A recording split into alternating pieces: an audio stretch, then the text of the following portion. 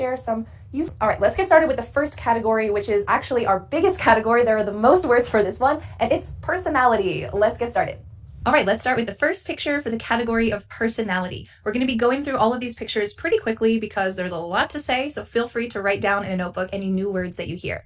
When I look at this picture, I see everyone is not smiling, and because their arms are crossed, because the way that they're standing, they seem snobby, stuck up, maybe too cool.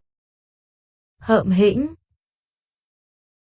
A person who respects and likes only people who are of a high social class, and/or a person who has extremely high standards who is not satisfied by the things that ordinary people like. Full expression, too cool for school. It's just a slang expression that means you think that you are better than the situation. I am too cool to smile in this picture. These people don't look like really friendly folks, so we could use those expressions: snobby, stuck up, too cool. This is Napoleon Bonaparte. Of course, it's not the real Napoleon, but it's someone who's play acting him. If we are to talk about Napoleon's personality, we might say that he was bold, brash, sensitive to criticism, and a way that we can say that in one word is touchy. If someone corrected him, I imagine that he might be a little bit upset, maybe a little bit angry. We could say that he was touchy. He was sensitive to criticism. If you've ever seen Star Wars, you know who these two people are. This is, I guess they're not really people. This is Chewie, or Chewbacca, and he is a loyal friend to Han Solo, who is the other guy. For Chewbacca, we could say that, first of all, he's loyal, but also we can use the expression a softie. He is a softie. That means that on the outside, he looks kind of scary, but on the inside, really, he's just a nice guy. He's a softie. Now, as for Han Solo, if you've seen these movies, you know that he is also, like Napoleon, bold and brash, but also he's a bit of a scoundrel. Scoundrel is someone who doesn't follow the rules. Maybe they don't really care what other people think. They just want to kind of be risky or just do something for money, do something for adventure. So he's also pretty adventurous, but even though he's a scoundrel, he's the scoundrel we all want to be, right? A final expression we can use to describe Han Solo is cocky. Cocky means someone who is certain that they will succeed even though they might not succeed. It's kind of overly confident.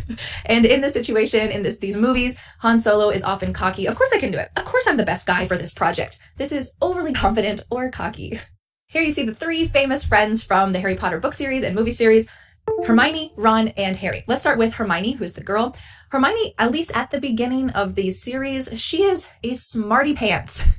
This means that she is smart, but she also wants everyone to know that she's smart. This isn't really a popular characteristic. Usually people don't like other people who are smarty pants. If you're smart, that's great, but just don't be a smarty pants. At the beginning, she is also a know-it-all. This has a similar meaning that she thinks she knows it all. And maybe she does. She does know a lot. She knows a lot more than the other people her age, especially school-related knowledge.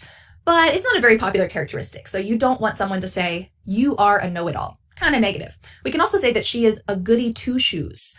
This is kind of a weird idiom, but it means that she's a rule follower and she's not willing to really go outside of the rules. She's worried about getting in trouble. She's a goody two-shoes. She always follows the rules. Of course, if you have read the books or watched the movies, you know that her character evolves and changes throughout the different books. So she's not like that throughout the whole series, but this picture is from the beginning of the series, and that's kind of how she's portrayed. Our second character, Ron, the guy in the middle, we can see from the look on his face that he is definitely a worry-wart, or we could just say a worrier. He worries about a lot of things. He worries that he's going to get in trouble, that his friends are going to get hurt. He's worried that he's going to get kicked out of school.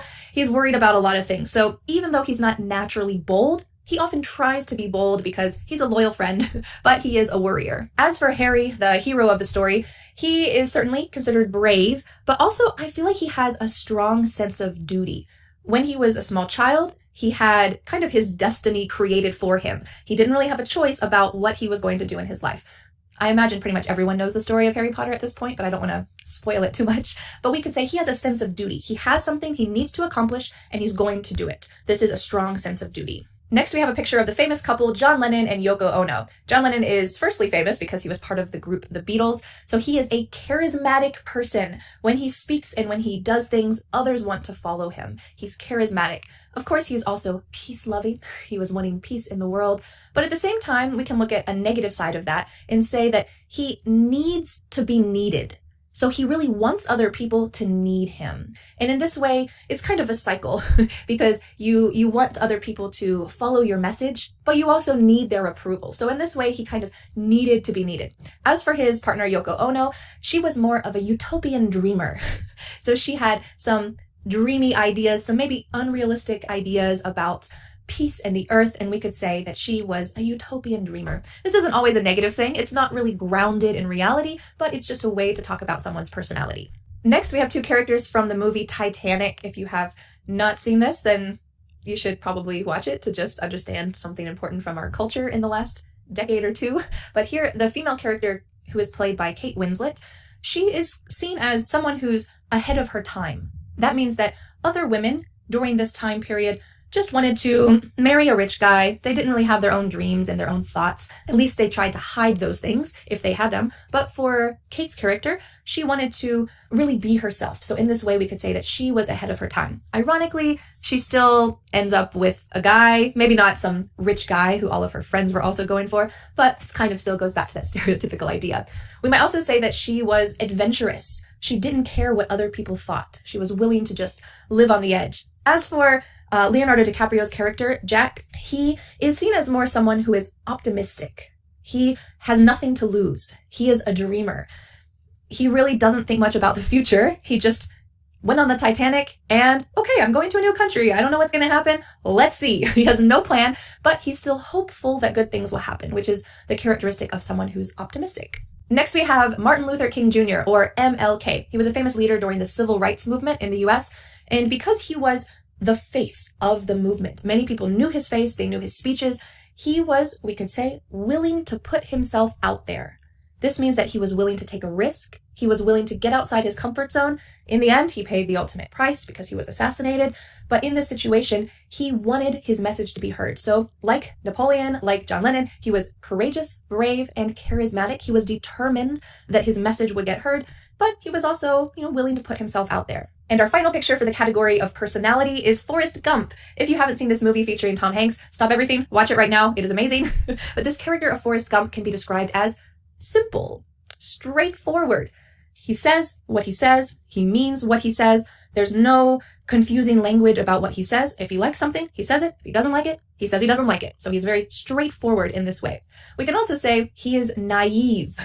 Naive is usually a character trait that we associate with children. This means that they're innocent, but also maybe they are in a difficult or risky situation and they think everything's going to be fine. Nothing bad will happen. In this movie, a lot of possibly bad things can happen to Forrest Gump, and he doesn't really feel fear. He feels like, okay, I'm just going to do this. I'm just going to give it a try and hopefully it will be okay. This is kind of naive sense, but everything good happens to him pretty much in the movie. He's a very lucky guy. Our second category is emotions. You're going to hear a lot of words that are synonyms. That means that they mean the exact same thing. They're different ways to describe the same feeling. In this picture, people are excited, overjoyed, ecstatic. Someone is getting married. I imagine it's probably the guy in the middle with his fist in the air.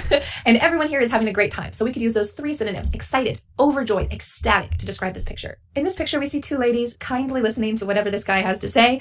We could say that they are interested in what he has to say.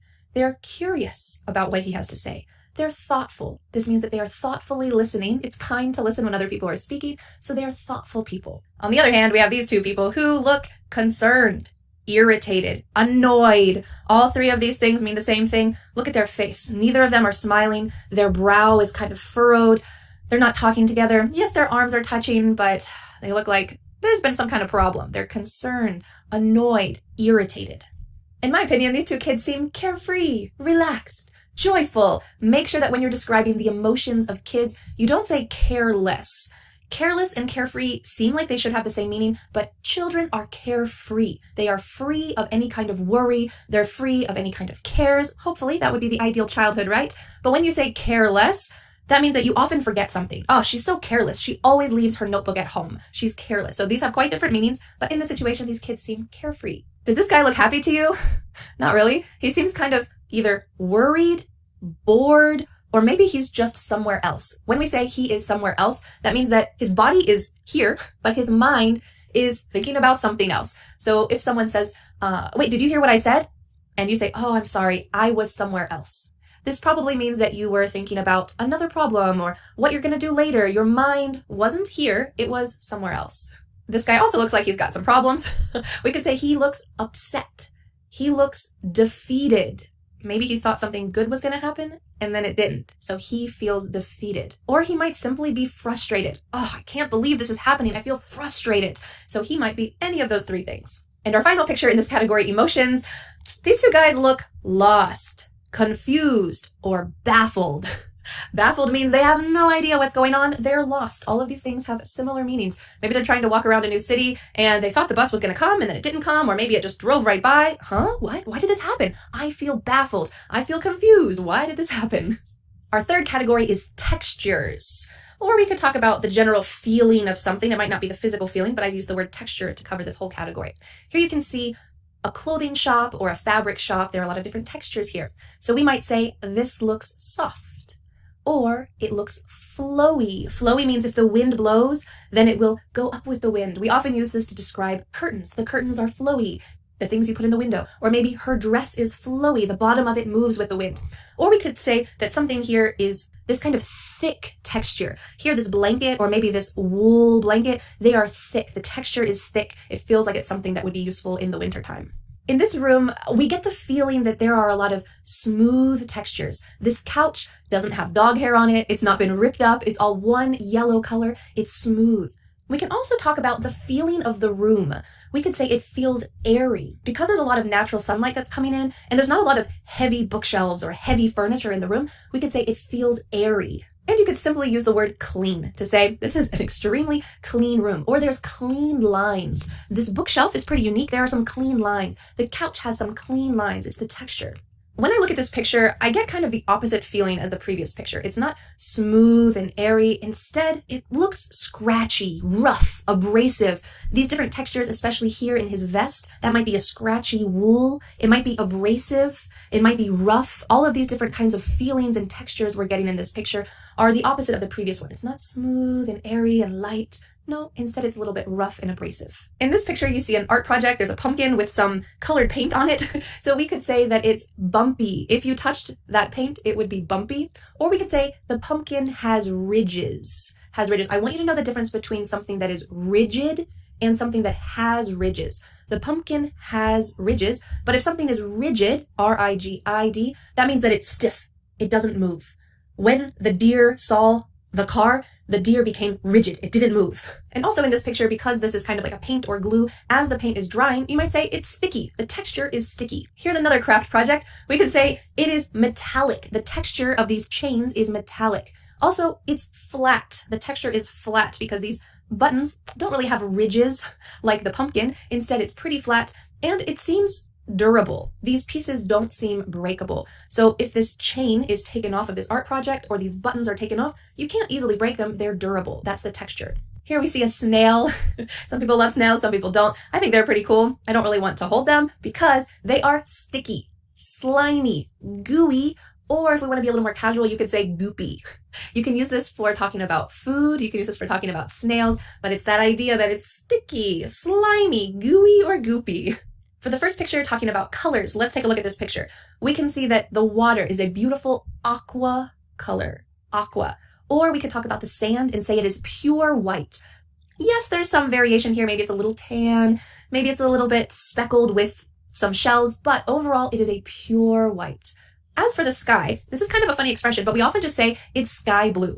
So to describe a blue, you could say it is a clear blue sky. Yes, of course. Or it's pure blue sky. But the color of the sky can be described as it's sky blue. So you could say her shirt is sky blue. It's that light, beautiful, pure blue color. We can describe this bird by saying it's made of primary colors. Do you know what the three primary colors are? Red, yellow, and blue. With these three colors, we can make all other colors, so they're called primary colors. This bird is made of primary colors. And these kids have wonderful colors on. This boy's pants are maroon. This boy's shirt can be called, do you remember, sky blue, or his pants can be called light blue. You might say his shirt is light blue too, but if we want to be a little bit more specific, we can say sky blue and light blue. And for her shirt, you could say bright pink, or depending on how you feel, you might even just say light pink. So you can see here we often use bright and light or dark to describe other colors. So you can use those adjectives with color and it will help you to expand your vocabulary. In this picture, their skirts are salmon pink. The color of the fish, salmon, we often use to describe color, salmon pink. Or we could say light blue for their shirts. And what about these shirts that are kind of a darker blue? We often call this royal blue. It's a really bright, vibrant color. It's beautiful. It's a royal blue. And for the yellow, we could say it's gold, or you could just simply say it's yellow. Here is a lovely table spread with different types of food. We can describe the color of this lobster by saying he is burnt red. This is when you burn food. Usually it becomes black, right? But we often use burnt red to talk about this kind of dark, rich red color. Burnt red, or we could say rust red because it's the color of rust. What about this food, these mussels? I would just call them cream. It's a cream-colored mussel. And funnily enough, these olives can be described as olive green. If you have a shirt or if you have a wall or something else that's this color, you could say it's an olive green shirt. Or I forgot my coat, can you grab it? It's olive green, so that someone knows which coat to get. It's olive green. For the different types of brown, we often just say light brown and dark brown. So these walnuts are light brown and these Brazil nuts are dark brown. So we've got some different options here, but we can just use light and dark to describe them. In this famous painting, we can describe the red using a familiar word you just learned, burnt red. It's that kind of dark, rich, burnt color. Or in this situation, it almost looks like orange. So we can say orangey red or orangish red. So when you're trying to combine two colors like orange and red, we can either put a Y at the end of it or ISH. You could say bluish green or bluey green. Usually we say bluish, that's more common. Bluish green. We could say orangish green or orangish red, I guess for two similar colors when you're trying to talk about something that's in the middle. For the green, I would call this, especially this darker green, forest green. The forest, the woods is this beautiful dark green color. But if you want to be a little more descriptive than just dark green, you could say forest green. As for the yellow, I would say this is a pleasant shade of yellow. Pleasant is obviously a personal preference kind of word. Maybe you don't think it's pleasant. Maybe someone else thinks it is pleasant. But you can use this to describe any color. It's just a pleasant shade of red. It's just a pleasant shade of yellow. It just means in general, this is a pleasing color. Next, let's go on to our category of weather. In this picture, there's a lot of waves, but people are still enjoying the weather. So I would say it is sunny, warm, and windy. Simple words, but you know what? Sometimes we stick with those when we're describing things. Sunny, warm, and windy. The opposite of the previous picture, here there is a downpour. We might even say it's a nasty day. This means it's not a day where you're going to go out for a walk. You're probably not even going to get an umbrella and a raincoat because it's not going to be an enjoyable experience. It's raining too much. It's a nasty day. Or if you look out the window and you see this, you might say it's really coming down. It's really coming down. What is it? The rain. And when you say, oh, it's really coming down out there, I think I'm going to need to drive to work instead of riding my bike. That means it's raining a lot. Another type of weather that you wouldn't really want to take a walk in, I would say this is gloomy weather. It could be the middle of the day. I don't know. It looks so dark though that it feels gloomy because there's dark clouds. We might also say simply that there's a thunderstorm. It's also lightning, but we often just say thunderstorm. We don't really say there's a lightning storm because usually thunder goes with lightning. So we just say it's a thunderstorm. Or if you don't see the lightning yet, you only see the dark clouds, you can say it looks threatening. Threatening. Who is threatening you in this situation? It's really just the sky looks like it is probably going to have terrible weather. So if you're hiking and some big dark clouds come in, you might say, it looks threatening, we need to go home. We can't go up this mountain because it looks too threatening. This looks like a lovely fall day to me. It is cool, crisp, and partially cloudy. There's a lot of blue sky, but it's also cloudy too. When we say that a day is crisp, if you live somewhere that has 4 seasons, winter, spring, summer, and fall, then you have experienced this crisp, usually dry, beautiful feeling of fall. If you live somewhere that doesn't have 4 seasons, then that might be kind of a new sensation to you, having a cool, crisp fall day. This picture is not partially cloudy. Instead, because we're looking at a city, I would say it's smoggy. You might say it's foggy. Foggy is from natural occurrences because the air is cooler or warmer. But really, if this is created because of pollution, then you can say it's smoggy. Or you might use not just one word, but you could use the phrase, the air is thick. That means when you go outside, it's not really that the air is tangible, that you can touch it and it's thick, but instead it just kind of feels like that. The air, there's so much in the air that it feels like it's thick. Unfortunately, this winter, this did not happen to my city. We had a really warm winter, but if this happened to you, or if you visited somewhere that had a really big snowstorm like this, you could say it's bitterly cold. If it's more than cold, and you're wrapped up and you're really hurrying to your next destination, it is not a pleasant type of cold. You could say it's bitterly cold. I imagine that this picture is also in the dead of winter. So you might say it's the dead of winter. That means the middle of winter. You've passed half of winter, but you still have half of winter to go. So it's the dead of winter. Let's go to our 6th category, which is nature. Here we have a really beautiful scene. I would love to visit this spot. We can call it a rocky outcrop. That means that rocks are coming out of the water And it's kind of an island. You could say it's a peninsula connected to the mainland. It looks like maybe it's connected at the bottom a little bit. It's kind of a peninsula. Or you could just say it's a rocky outcrop. That means it's small, it's mostly made of rocks, and it's in the water. Also around this rocky outcrop, as usual for most rocky outcrops, there are cliffs. Straight down, not safe, stay away from them. There are cliffs all around this rocky outcrop. In this picture, we can see snow-peaked mountains in the distance. Down at the bottom, there's not snow, but at the top, at the peak, there is snow. So we can say there are snow-peaked mountains, and in the foreground, in the front of this picture, we can say there's an evergreen forest. So it's something that is green throughout the year. During the winter, it's green. During the summer, it's green. It's a beautiful evergreen forest. I would love to go here. Looks like some people are riding their horses. Seems like paradise, right? This is a treeless, rocky mountain ridge. The ridge is the top part, and it's treeless. There's no trees, maybe because of the elevation, maybe because of some other things that happen, but it's a treeless, rocky mountain ridge. We can also say there are mountains as far as you can see. You look into the distance, and all you see are mountains. So as far as you can see, there are mountains. Another wonderful destination, you can see another rocky outcrop, or just some rocks, or a rocky formation coming out of the water. And we can say there is a chair on the beach. This is the beach. I know there's a lot of different words to describe the beach, the shore, the coast, but they all have slightly different meanings. So here, the chair is on the beach. If we said the chair is on the shore, we don't really use this that much in American English. The shore is often the place where the water comes up. So directly where there's water, that's the shore. And here, the beach is the sandy area. We use this to describe the place in general. I'm going to the beach. Maybe you're just going to the general area where there is the ocean and the sand. Maybe you're not really going to sit on the sand. Maybe you're just going to go shopping, but you might call that whole area the beach. I'm going to the beach. Here is a lush jungle. Lush means thick. It's hard to see through. You don't know what's there. It is a lush jungle. This house also seems to be isolated. So you might live somewhere that's isolated. You might go somewhere that's isolated. You could even feel isolated away from other people. But we can say here that this is an isolated location. You know that they are usually humid. This is not a dry place. Because it's lush, we imagine there's lots of moisture in the air, which is called humidity. So you could say, I had a great vacation. It was so humid though. We went to an isolated cabin in the lush jungle, but it was so humid that I had a hard time going outside of the air conditioning for a long time. I'm not used to this type of weather. It was humid. On the other hand, we have an arid landscape. This is extremely dry. We could say it's in need of water. You might simply say, I'm in need of water.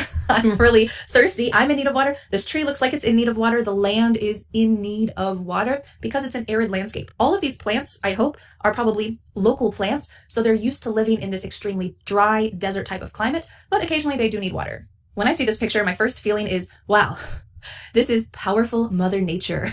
This volcano, no one can stop. Hopefully you can predict a little bit, but Mother Nature, which is what we use to describe nature in general sometimes, is powerful. It is an unstoppable force. We can also see some lights at the bottom, and that tells me that there are humans living here. So we might say the volcano, it is a looming volcano, or it is looming over the village. This has a kind of dangerous sense, like it's threatening the villagers, it's threatening the people. We don't know when it's going to explode. It is looming over the village. You can use this to describe people too, like the teacher is always looming over us. We don't use it for people as much, but we can use it in that same dangerous, ominous, threatening sense. For our seventh category, we're going to be talking about cities and how to describe different aspects of a city. This is the city of Pittsburgh, Pennsylvania, where I was born. I spent just a couple years at the beginning of my life here, but I have a lot of family who still lives there. And we could say we're looking at the skyline. This means the overall view of the city from up on a hill usually, or maybe in a tower. You can see the skyline. This city is also built on a river. In fact, this city is built on 3 rivers, but most big cities are built on a river. It's just practical, especially a long time ago. They needed rivers for industry, for survival. So a lot of cities are built on a river or built on several rivers. Because there are rivers, we need bridges to cross the rivers. So we can say there are a lot of bridges that span the river. They go across the river, or we can use one word and simply say the bridges span the river. This is a lovely outdoor cafe on the corner. It seems like a busy area. There's a lot of people walking around, and because it's a busy area, it's a good place to people watch. Have you ever been people watching before? It's kind of like bird watching, but you just watch people walk by. And if you've never done this, it's pretty fun. It's not rude or intrusive, especially if you're somewhere like this that's really public. You're just sitting back, enjoying a cup of coffee, a cup of tea, and you're just watching people walk by, enjoying being part of the city. You are people watching. It's not pretty, but there are parts like this in every city. We can call this an alley, or we could say it's an alleyway. It's like a small street between houses or between buildings. And usually you probably don't want to walk there at night because we can say it's sketchy or it's a little risky.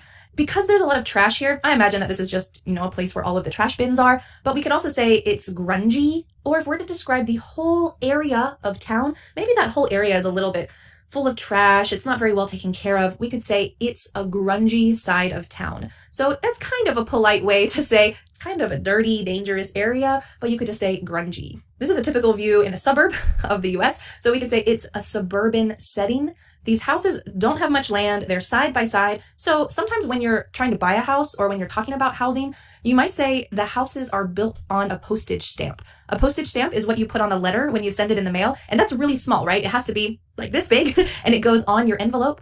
But when you say a house is built on a postage stamp, it means that the land is extremely small and they're close together. Usually it's seen as a negative thing when you use that expression, but it could just be a way to describe the area of town. Yeah, that area is really close to town, land is expensive, all of the houses are built on a postage stamp. Also, you can see some cars parked on the street. There aren't, I don't really see, maybe there's one, garages or driveways where people can park, so we call this just street parking. There is street parking where I live, so I always have to look for a spot. Or maybe if you're trying to go to a local restaurant and there's no parking lot nearby, you might tell your friends, hey, there's only street parking, so try to arrive early because you're going to have to look around for parking. It's a little tough to find a spot because there's only street parking. Here you can see a lovely night skyline. I believe this is Tokyo, a night skyline. This is an urban setting. So the previous picture was suburban, and that means somewhere where people live. It's mainly residential, but here we have an urban setting that is a bustling metropolis. We often use the adjective bustling, which means extremely busy. There's lots of movement to describe cities, busy cities. It's a bustling metropolis. Metropolis is a huge city. I would not at all describe the city where I live as a metropolis. It is just a city, maybe even a town. But Tokyo is certainly a metropolis. It's huge, it's bustling, there's a lot going on. For our 8th category, food, there are really endless words we can use to describe food, so this is just a limited view of a couple of those. But here we have a wonderful scene. I want this scene to be in front of me every day. Well, maybe that would be a little dangerous for my health. But we can say, here are some sweets, here are some breads, here are some pastries, probably in a bakery. So there's a lot of different words we can use to describe sweet bread foods. Sweets, breads, pastries, from a bakery.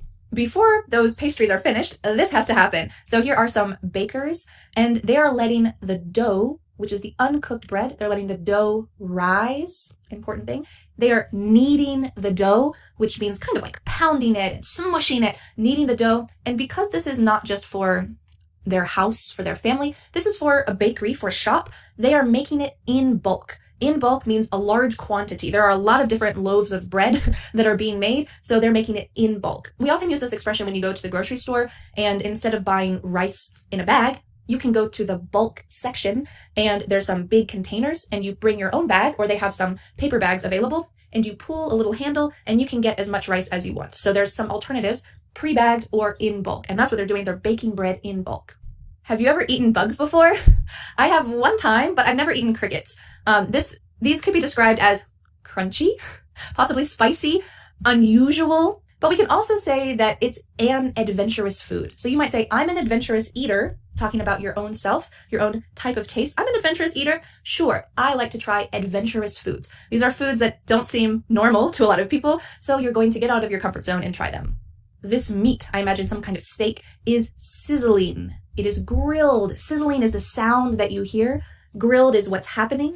It is being grilled on this type of grill. And because there is red inside of it, it's not bleeding, but it's pretty red still. We can say it's medium rare. So we've got a lot of different categories for meat. We could say it's rare, which is very, very, very red, basically raw. Maybe the outside is seared a little bit, briefly cooked. Then there's medium rare, medium well, and also well done. So there's different ways that you can have food cooked. If you go to a restaurant, what I usually do when I'm ordering some kind of meat, I ask the server, what's recommended? If they ask, how would you like your steak cooked? Well, if it's lamb or some kind of unusual meat that you haven't had before or you haven't had often, you could ask them, what do you recommend? What does the chef recommend? And usually I say, okay, to whatever they say for it, because I don't want the meat to be too cooked or undercooked. So there's important ways that we can have the meat and enjoy it at the same time. This stew looks spicy. It looks hearty and filling. Those two words mean the same thing, hearty and filling. We do not say a salad is hearty. A salad is usually light. It is not hearty. Hearty means lots of meat, probably lots of carbs like potatoes or rice or bread. It is hearty and filling. That means your stomach feels full when you're done. So it is hearty and filling. This also looks pretty spicy for a stew. What a lovely scene, a towering pile of fruit. Or we could say they look sweet. Some of these are sour, and it's probably local fruit. In the US, we don't really have scenes like this with a lot of variety all together in a market. So I imagine this is probably somewhere where all of these fruits are grown locally. So we could say it's local fruit, or we could just use that for food in general. This is local food. It comes from a destination or a farm that's close by the city where I live. It's local. These guys are doing food prep. The word prep is short for preparation, but we often just say prep when we're talking about food. You might say, I need to prep the meat before I cook it. Maybe you're going to season it. Maybe you're going to marinate it for a while. I need to prep the meat. You could say I need to prepare the meat, but it sounds a little more serious. Usually for cooking, we just say, I'm going to prep the ingredients in the morning. That way, when I come home from work, all I have to do is throw it in the bowl and I can cook it. So I need to prep the food. So they are doing food prep.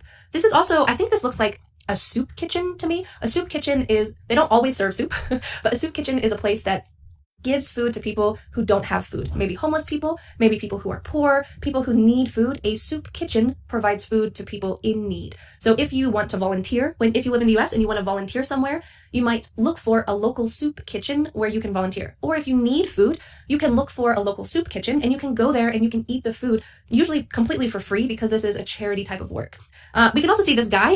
He is cutting these onions into very small pieces.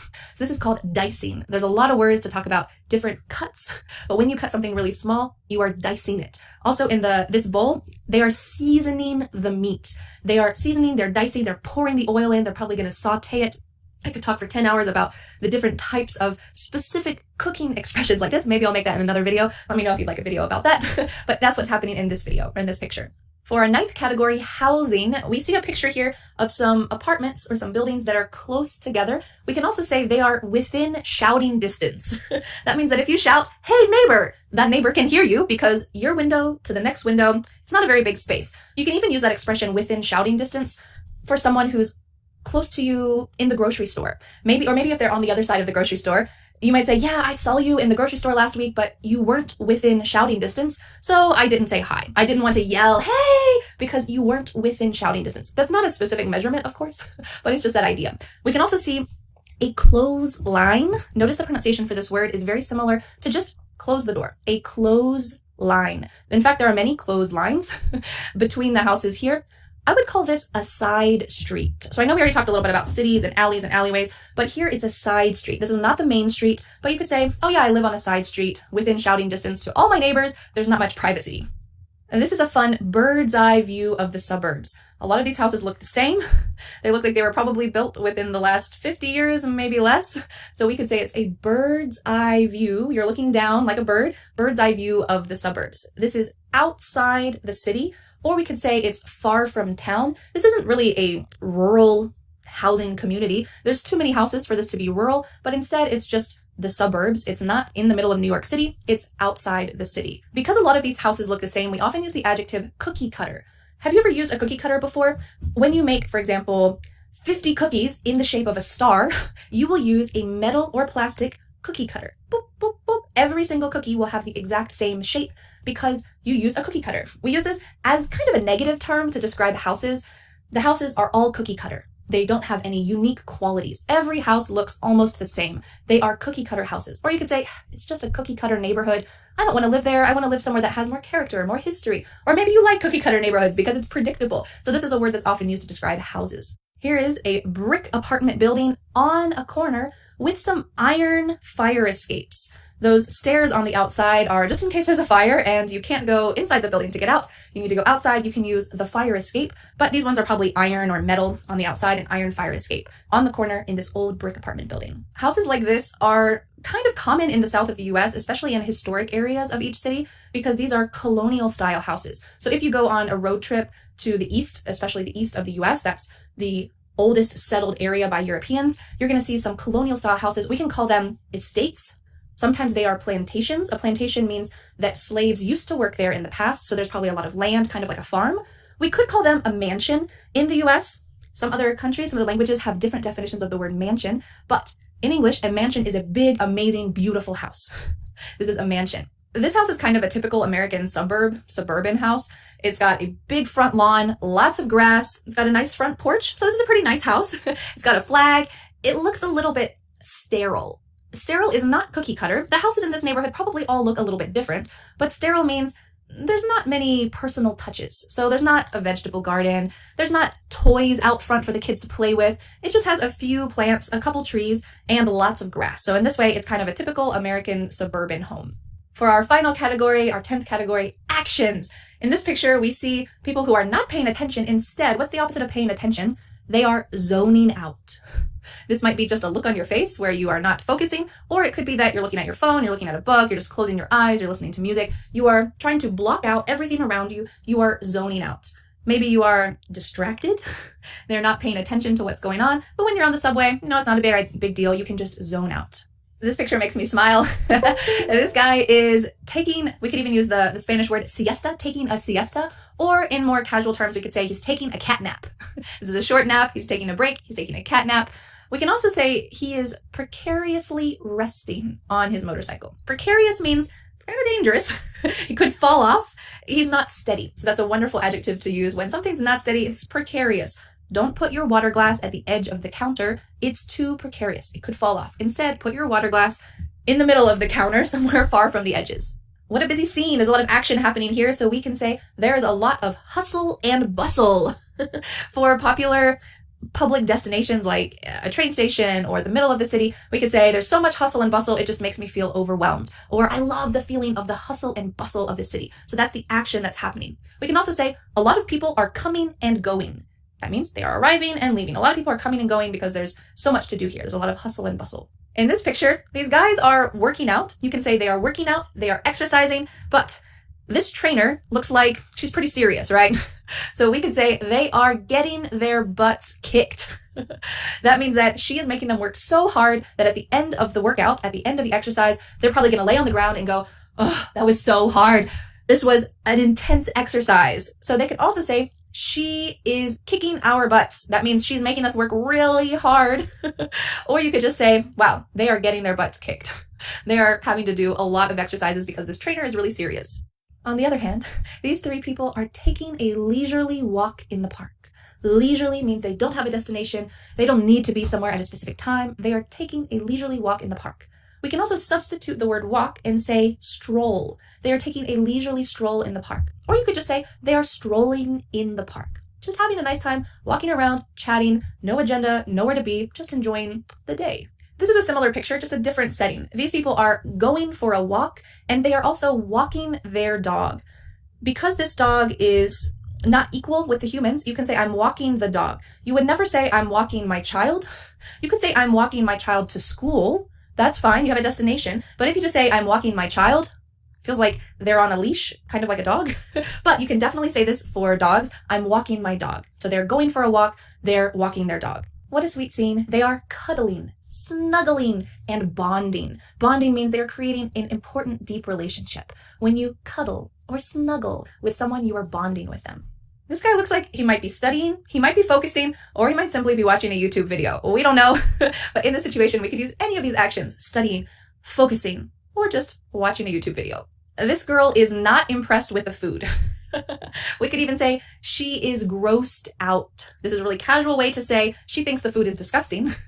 She is grossed out. And what is she physically doing here? We could say she is spitting out the food. Blah, blah. She's just spitting it out. I don't like this. I'm going to spit it out. And finally, to finish this actions category and this extremely long vocabulary lesson, these guys are taking it easy. They are basking in the sun. Basking in the sun is not necessarily sunbathing, but they are basking in the sun. They are enjoying the warmth of the sun. They are swinging on a hammock. I hope you have a chance to swing in a hammock sometime because it is extremely relaxing. It's a wonderful thing to do at the beach, at your house, anywhere that you are, just swing in a hammock. How did you like this vocabulary expanding lesson with pictures?